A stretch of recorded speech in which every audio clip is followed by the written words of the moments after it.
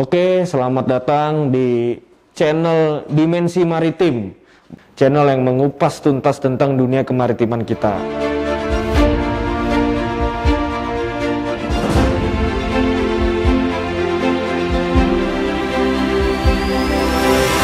Di sini kebetulan sudah hadir bersama saya, mentor saya, guru sejarah saya, Pak Kolonel Laut Purnawirawan Roni Turangan.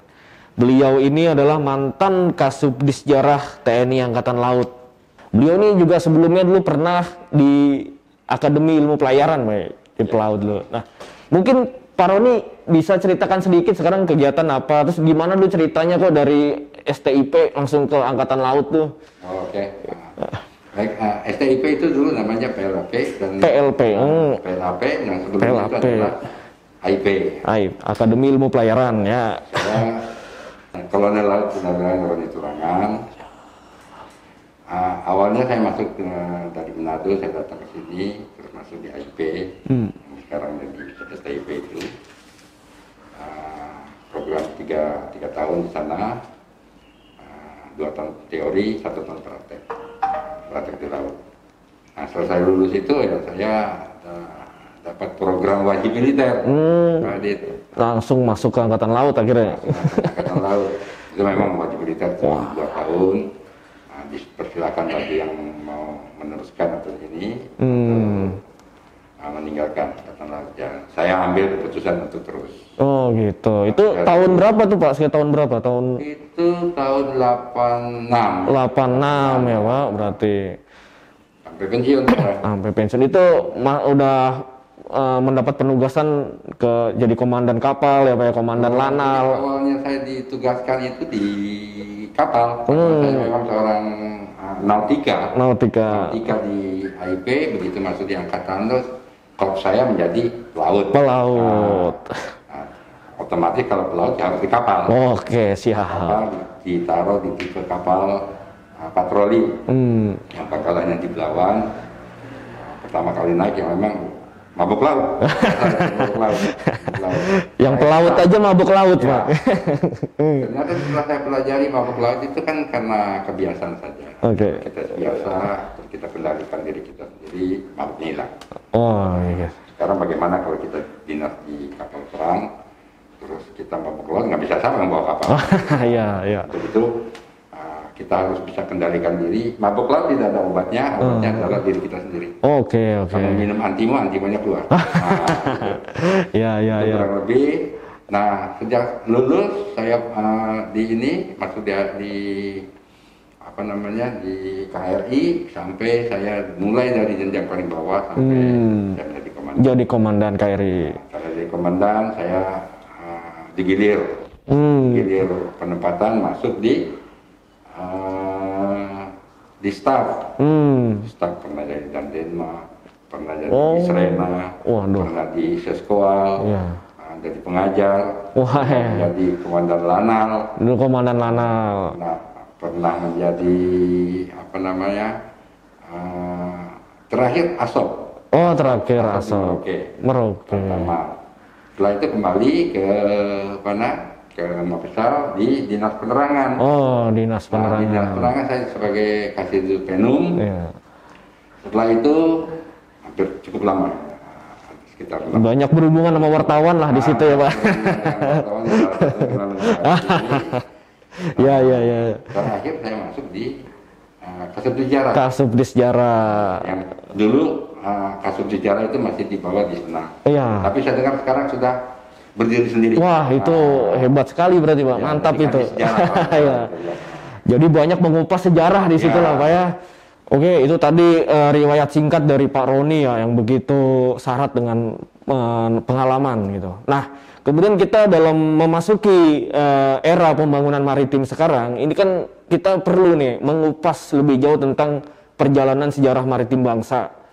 Kalau ada lagu nenek moyangku seorang pelaut gitu, berarti emang dulu bangsa Indonesia nih pelaut gitu. Nah, itu gimana ulasannya? Kita tanyakan ke Pak Roni, gimana Pak Roni? Jadi nenek moyangku seorang pelaut. Tapi di era pandemi ini memang kita harus pakai masker. Ya, siap. Karena itu suatu protokol. Protokol. Namun kita sudah jaga jarak nih. Sudah jaga jarak. Saya coba untuk buka. Ya. Oke. Ketika kita berbicara masalah nenek moyangku seorang pelagor, itu mungkin ya mengarahnya kepada kerajaan Sriwijaya. Di mana kerajaan Sriwijaya itu sudah melanglang buana dari ke Asia Tenggara sampai ke Cina sampai ke Eropa ya. Oh, Eropa bahkan Pak. Datang ya, karena hubungan dagang tadi. Di samping itu kejayaannya cukup panjang ya. Panjang. Di samping itu Majapahit dilanjutkan Majapahit. Nah disitulah para timbul lagu nenek moyangku seorang pelagor. Dari Majapahit ya. Karena yang bisa menyatukan Nusantara Pak ya. Sampai ke Madagaskar juga. Madagaskar. Di sana ada semacam komunitas percampuran orang Polinesia dengan Afrika. Ya terjadilah suatu pembauran yang membuahkan keturunan Malagasy namanya. Oh, Malagasy ya. Itu kurang lebih di Afrika Barat dengan masalah kejayaan maritim dulu. Era Sriwijaya. Ketika Mataram ini kelihatannya maritim sudah mulai mulai hilang. Memudar ya Pak ya, menurun ya. Turun. Seraya dengan itu ya bangsa Eropa masuk. Bangsa Eropa, Portugis awalnya Pak ya, Spanyol. Portugis, Spanyol. Dan kemudian Belanda. Inggris juga pernah datang. Inggris. Ya kan? Di situ sudah mulai kendor. Oh ya. Sudah mulai kendor. Belanda yang paling lama Pak akhirnya menduduki Nusantara saat itu. Lama. Jadi kenapa Belanda itu datang ke kita? Dulu awalnya kan memang dari sejarah kita lihat bahwa Portugis sudah datang duluan, dia sudah berkeliling juga. Ada seorang pendeta pengkhotbah ya di Belanda membangkitkan semangat rempah, mencari rempah ya gitu Pak. Membangkitkan semangat rempah. Jadi pengkhotbah ini sedang berbicara di umatnya. Beliau begini katanya, bangsa Belanda harus berlayar ke Nusantara. Untuk berburu rempah tadi. Kalau tidak mau miskin. Oh gitu. Itu sebenarnya awal. Iya, berarti informasi bahwa Nusantara sebagai pusat rempah sudah kedengeran sampai Belanda ya Pak? Belanda, gitu. Portugal sudah dulu. Jadi dia lihat ada yang hampir sama dengan emas itu rempah. Harga rempahnya. Maka berbondong-bondong datanglah ekspedisi pertama. Ekspedisi Cornelis de Houtman. Pertama. Ya, ekspedisi pertama ini membonceng atau membawa yang kita kenal itu singkat dengan VOC. VOC itu singkatan dari Pyramide Oost Company. Jadi perusahaan ya Pak ya kalau perusahaan.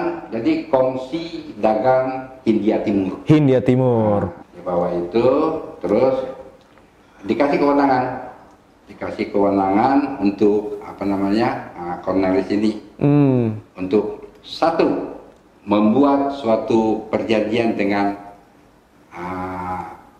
masyarakat adat. Yang kedua dengan kerajaan-kerajaan. Dengan penguasa setempat lah Pak. Jadi dia buat perjanjian, terus dia diizinkan untuk membawa atau membuat armada perang. Gitu. Ada tentaranya. Ada tentara. Tujuannya untuk apa? monopoli dalam perdagangan. Iya, iya. Alasannya pertama biar aman kali Pak ya. Mungkin dia biar aman dulu. Memang kan kalau kapal niaga ada tentaranya kan enak. Iya, iya. Dulu masih boleh, belum ada ketentuan seperti sekarang. Iya, iya. Tapi niat sesungguhnya untuk monopoli tadi Pak ya, monopoli perdagangan. Oke. Nah, yang terakhir adalah membantu kapal perang Belanda dalam operasi militer. Dalam operasi militer. Nah, ya kan. Tapi titik beratnya kepada angkutan logistik. Angkutan logistik. Jadi perbantuan ya Pak ya, lebih ke perbantuan. Mungkin komponen cadangan kalau sekarang bisa jadi Pak. Ya, kalau sekarang seperti itu. Ya. Serta memberi informasi tentang apa namanya daerah-daerah musuh. Oh ya, jadi ini pakai semacam mata-mata. Mata-mata intelijen, ada fungsi intelijen. Ada orang yang ekstrim. Ada ekstrim, ingin memberontak, ingin Oke. Jadi multifungsi jadi.